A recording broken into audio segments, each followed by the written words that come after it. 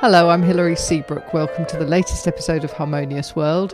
And for this episode, I'm going to be joined by composer Stanley Silverman.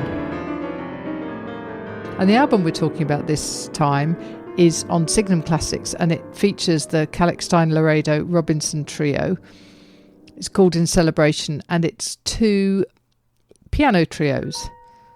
So trio number 2, Ravalli, from 2011, which features a performance by Sting on the lute song Fear No More, the Heat of the Sun, which you'll hear shortly. What you're listening to now is the first movement of trio number 2, which is called Meadow Lane. And at the end of this podcast, you're going to hear part of trio number 1, In Celebration, which was written in 1989. So I hope you enjoy listening to my conversation with Stanley Silverman.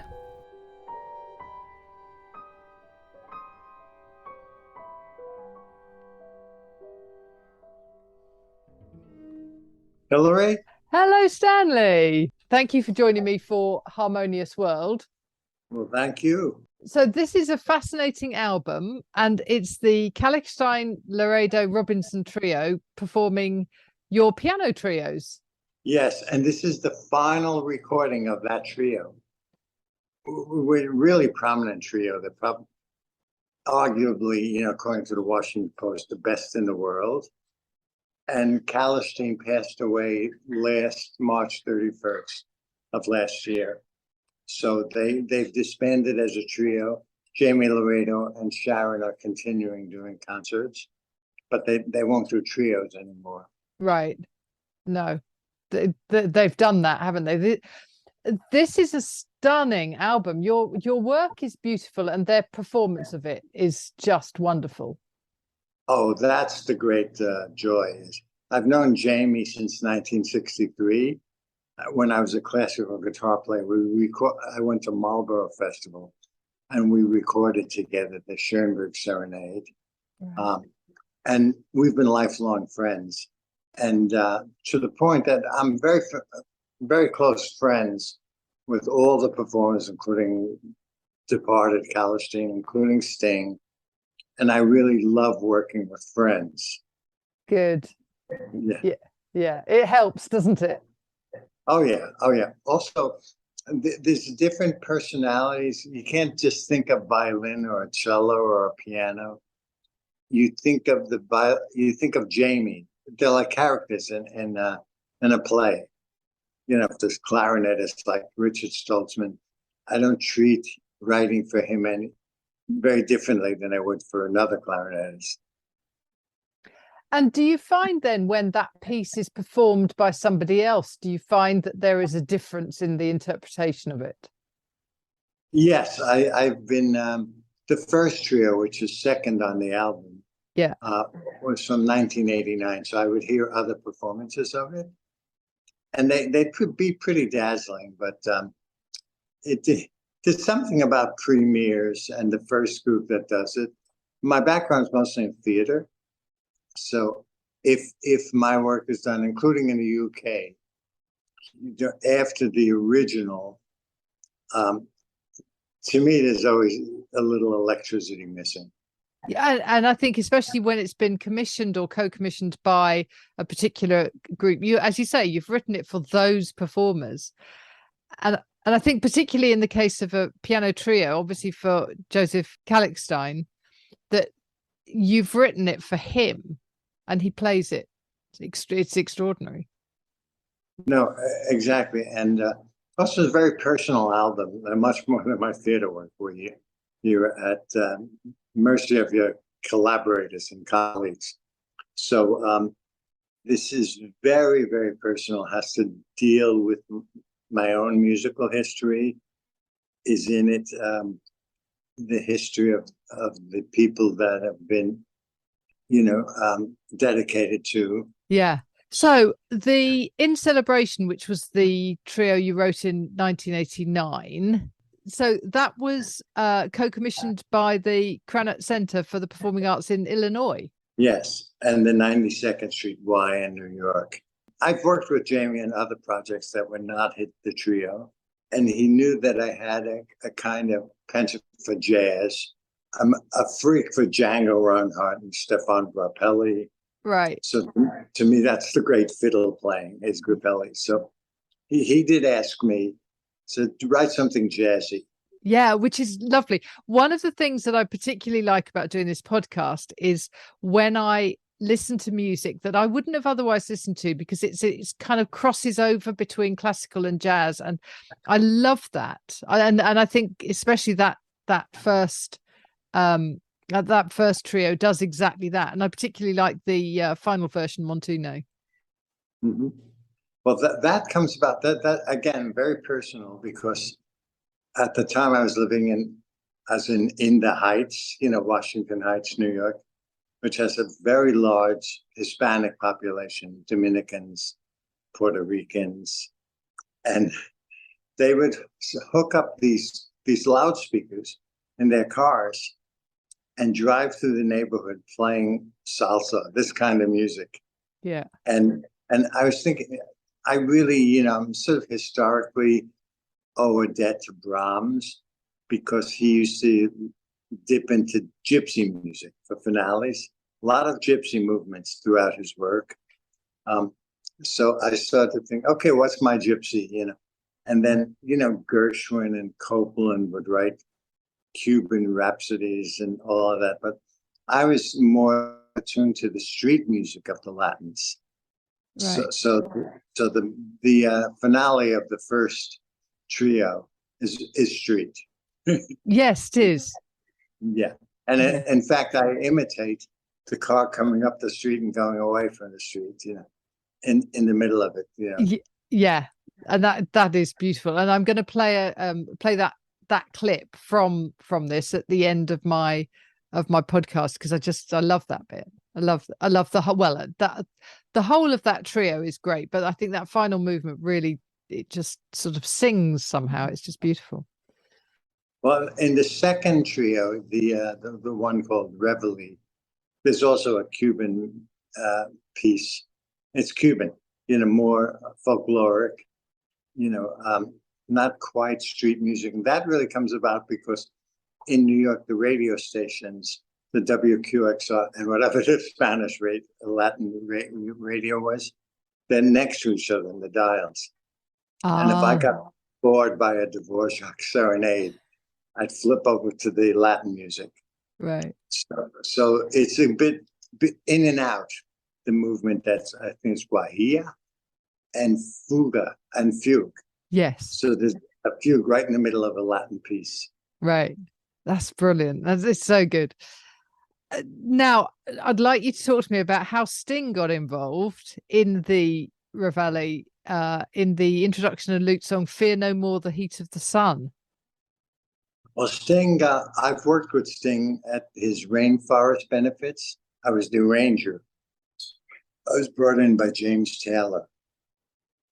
And one of the principal sponsors of the rainforest was Herman Sandler, who died in 9/11 on the top floor, saving his entire staff.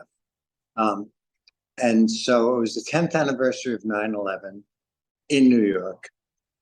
And my son Ben commissioned the piece, actually, because Sandler was a mentor to him. Our families knew each other since grade school. Right. And then I just asked Sting, I said, look, we're doing this thing dedicated to Herman on the 10th anniversary of 9/11. And he said, sure.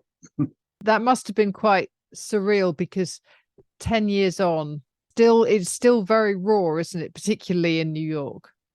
Yes. And the other thing I would add about Sting, in the meantime, he had recorded John Dowland songs, and I just loved the way he did it. Yeah. And so I wrote my John Dowland song and put it in the middle of the trio.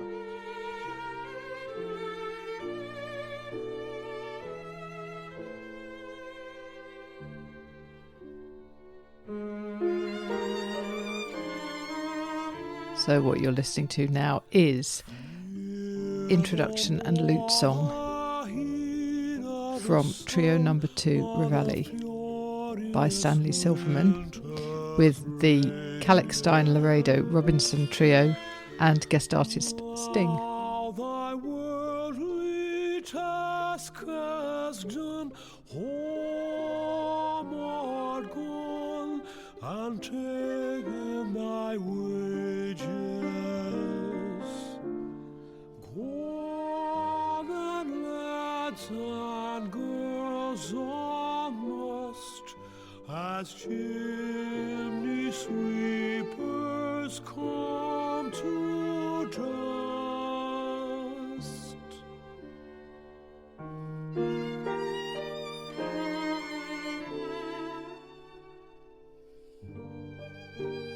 Feel the more the frown of the great, thou art past the tyrant's stroke. Care no more to clothe and eat, to thee the reed is as the oak. The sceptre learning It sort of crosses genres, doesn't it? This is a pop singer, but he's so much more than that. And he's bringing with him sort of all of that, but so much more to that vocal. Have you heard anyone else doing it?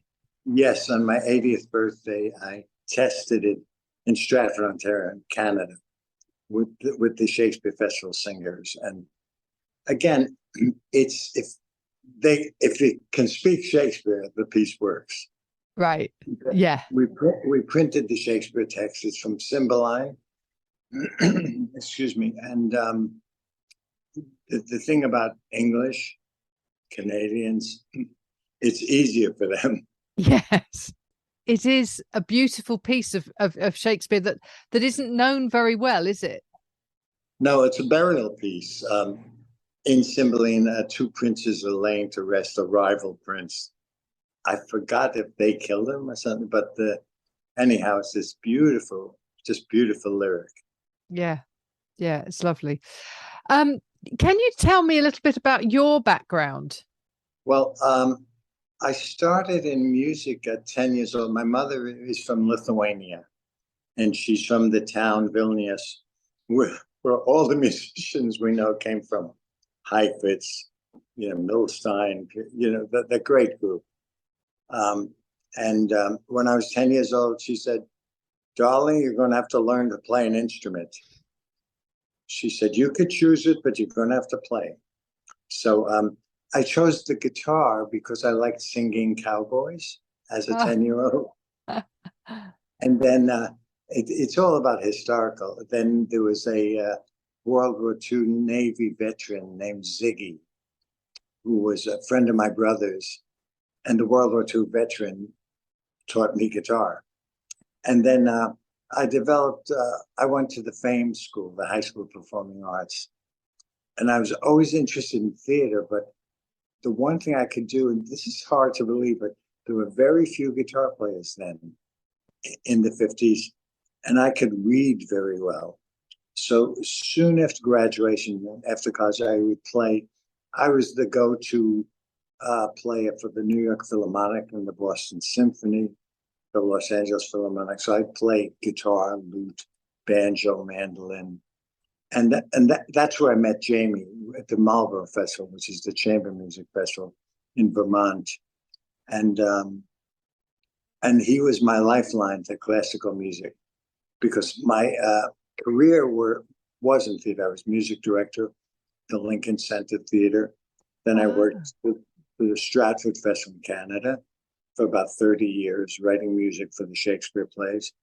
And then privately, I worked in the avant-garde theater in New York. the downtown school. So I wrote about 8 to a dozen off-Broadway kooky musicals, operas, whatever. Yeah. And that's basically it. Well, you say that's basically it. That's a lot, isn't it?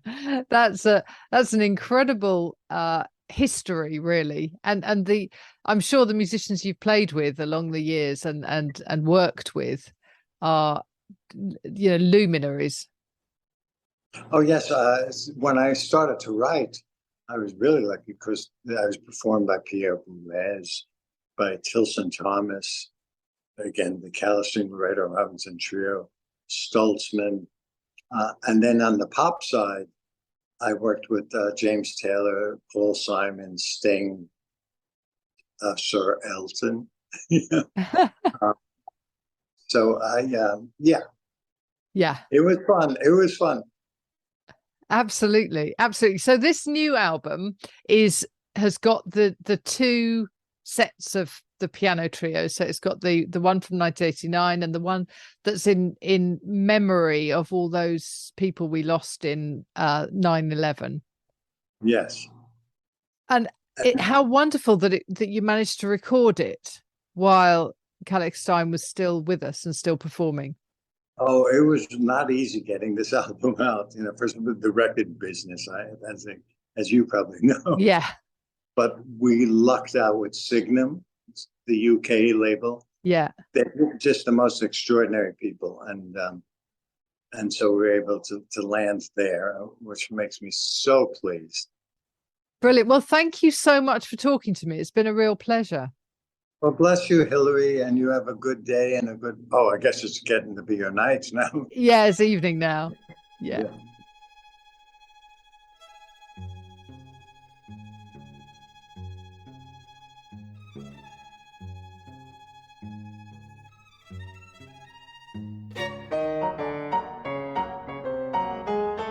So you're listening to Montuno now from Trio Number 1 in celebration, which was Stanley Silverman's first piano trio. I hope you enjoyed listening to my conversation with Stanley and enjoyed some of these tracks. And you can find links in the show notes so that you can enjoy the whole album wherever you buy your music. Thank you once more for joining me, and enjoy more of Montuno.